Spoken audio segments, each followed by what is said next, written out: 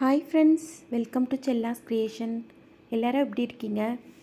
Sorry friends, தொடர்ந்து என்னால் video கொடுக்க முடியாமல் போயிடுச்சு கொஞ்ச நாளாக.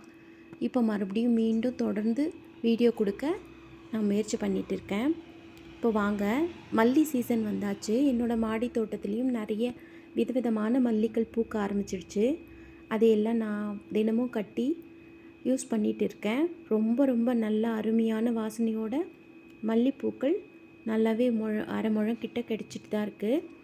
உங்களுக்கு இந்த மல்லி இப்போ எப்படி வளர்க்கணும், பராமரிக்கணும், உரங்கள் எப்படி கொடுக்கணும் அப்படின்றது தெரிஞ்சுக்கணுன்னா கமெண்ட்டில் கேளுங்க. கண்டிப்பாக நான் ஒரு லாங் வீடியோ போஸ்ட் பண்ணுறேன்.